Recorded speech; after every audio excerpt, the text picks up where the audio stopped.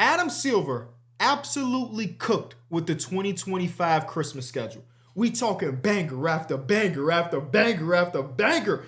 And the last game is probably the worst game, let's be real. But still banger. We saw 0 garbage time minutes across 5 games. Games starting at 11 o'clock Central Time, ended at midnight. Over 12 hours of hoops, and it was all cinema.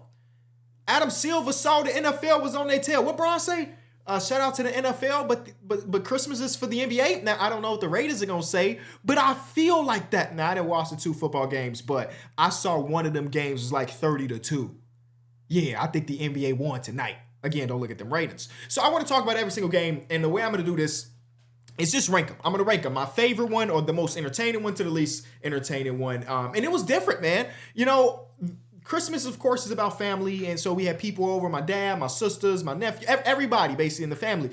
And I decided to not tackle this like I normally would, where I'm with my notes and my iPad taking notes about every single game. I wanted to sit back and relax and be with the family, be present in the time. And that really made me enjoy these games a little bit more. My eye for watching this game was different than it would be in any other night. So I'm just going to say shout out to the family and because they really changed some perspective around here. I think there are only 2 things that I disliked about NBA Christmas. The first one was all the goddamn injuries we saw. The last game had Aaron Gordon. We saw Anthony Davis go out. Joel Embiid, he played, but that tweak at the beginning of the game was some scary, scary stuff. Luka Doncic is probably the biggest of them all. So like Porzingis, we just had so many injuries and it just made it just a little bit worse. But just a little bit, the games again were still bangers. And then the other thing I disliked was ESPN's programming. Those halftime shows were a disappointing excuse for a halftime show. Like really, really bad. And I'm thinking that I'll make my own video about this because this is not just the Christmas slate thing. It's pretty much every game that's on ESPN that's this bad.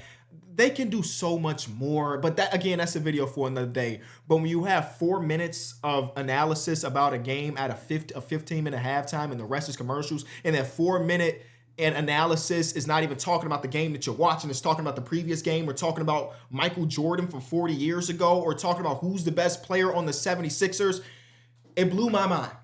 It blew my mind. And luckily, I mean, later in these games, you weren't competing with anything, but you got to think about it like this. If you're the NBA and you know that the NFL is on your tail, they're scheduling games on your day, you need to keep the consumer there for the entire time. So if we got a 15-minute halftime and 11 of those minutes is commercials, guess what those people gonna do? Netflix. Well, let's see what's going on in this Chiefs game. Oh, we gonna wait to see what the people on the panel got to say, and they not saying nothing. Chiefs game. So I was just very disappointed in that. Again, I don't know what the rating's going to say, but those are my 2 complaints. All right, let's rank these games from the best game of the day to the worst game of the day. I think we can all agree that the best one was the 115-113 win for the Lakers versus the Warriors. I will say it again. As long as both of these players are in the league, give us Christmas Day Bron versus Curry. Every single game not going to be a banger. I recognize that.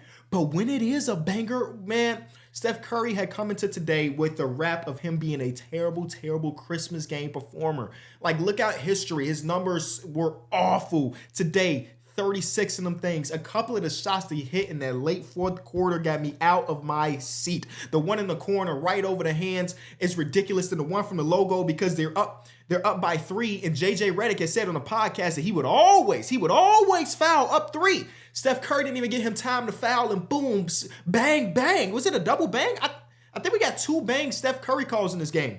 And then Austin Reeves coming down and having one of his better games. I mean, he's been good all season long, but 26, 10, and 10. And at one point in this game, I think he was 3 of 13. And in that moment in time, I was like, oh, Austin Reeves having a really damn good game. The problem is his shot is not falling. Then eventually ended up falling. He gets that last second shot to go in, and boom, game winner.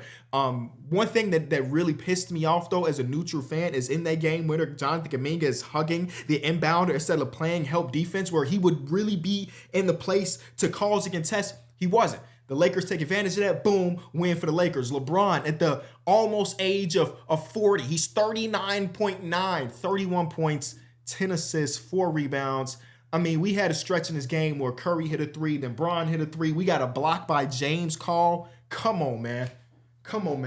I thought ESPN did a damn good job there, though. I'll give him that. Like, divvying up the announcing crews to have Mike Breen on this game was perfect because, again, Mike Breen is one of the GOATs. So to have basically 3 GOATs in the same arena between Bron, Curry, and Mike Breen, it was just cinema through and through. Again, no Anthony Davis in this one. Hopefully his injury is not as bad as like the Luka one, which seems like it's going to keep him out for some time.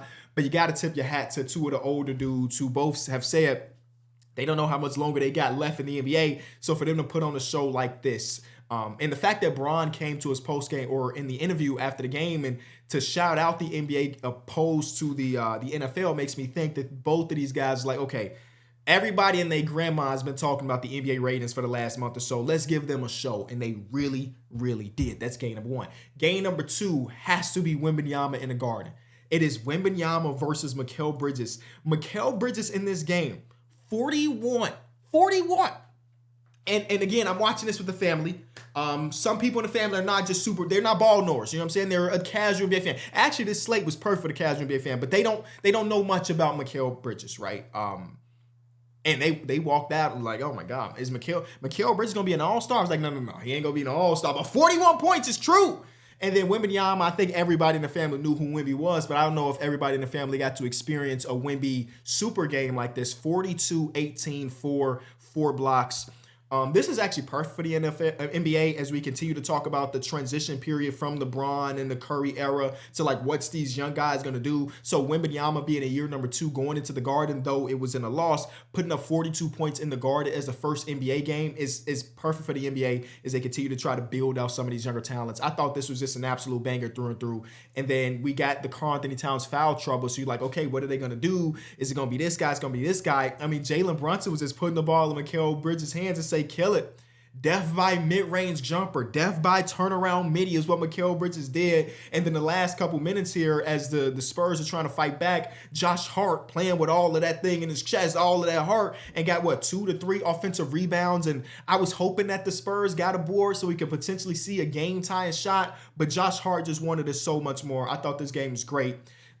Chris Paul's streak of Christmas Day games, just not looking great. Don't look at Chris Paul's stats on Christmas because he's got a lot of Christmas Day games, not a lot of Christmas Day wins. I will say that. Okay, next game. So if that's number 2, I think game number 3 has to be 76ers versus the Celtics. Again, Porzingis gets injured in this one, but I thought this was great. I was a little bit worried when I saw the video of Joel Embiid tweaking his ankle to land on the ground like, oh man, not again. But this game is perfect for Tyrese Maxey, who's been struggling pretty much all season long. The last 10 games or so, he's been great. But his overall stats just look pretty bad because he was playing with teams without Joel Embiid and sometimes without Paul George. And in this game, in the first quarter, he really just started off so amazingly. It hit the one graphic that was like, Celtics had 24 points or something like that, and Tyrese Maxey had accounted for 21 points in the first quarter between him scoring and him assisting. But I thought what really broke this game out the most for the 76ers, and when it was Tyrese Maxey on the court by himself, when it was him, it was Caleb Martin, who gets every superpower in the world when it goes against the Boston Celtics. And then in this one, you had Yabu, you had Oubre, and then you had Kyle Lowry. And eventually, they ran a 3-point guard lineup between Maxey, Reggie, and Kyle Lowry. I was like, oh my God, what the hell is going on? It all worked out. And when they had that lineup together, I mean, they got so many stops, and they basically just bled points for the 76ers. And then you do get that Celtics little run. You get that Celtics comeback because y'all know the Celtics, man, they always going to find their way into a game. They hit 2 to 3 shots, and just like that, a 15-point lead is down to, 4? Down to 5, and boom, we right here. And eventually they couldn't really put it together, even though they made it a little bit scary for Sixers fans because you had the back-to-back possessions with the 8-second violation and the turnover from Tyrese Maxey. Oh, and then Joel Embiid had the turnover in the backcourt. Oh, it got kind of dicey. And that's why it's one of the top games of the day. Maxey, again, so great in this one. Caleb Martin, 7 threes, his 23 points, his best regular season performance, if I'm not mistaken. I think I heard that on the broadcast.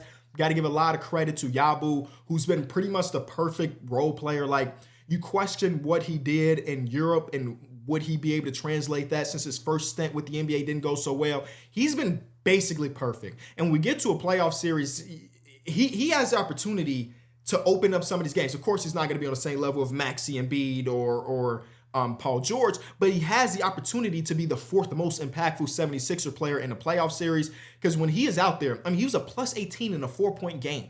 When they took him out of the game and put in Paul George and Joel Embiid again, I'm like, Yabu got to stay on that court. Not saying put Joel or Paul on the bench, but Yabu got to stay out there too. They took him out. Paul George is still struggling. I mean, you know that when it's Maxey and Joel Embiid together, it's going to be one of the best two-man games in basketball. And one of the most important things or best things about Paul George throughout the course of his career is that he has been such a plug-and-play player where it felt like it didn't matter who the rest of the four players on the court were with him. He was going to find his way. He is not finding his way whatsoever. It feels clunky, and that feels weird to say because he's goddamn Paul George. So, again, we're talking, a 30-game sample size at this point. I guess he hasn't played all 30, but you know what I'm saying?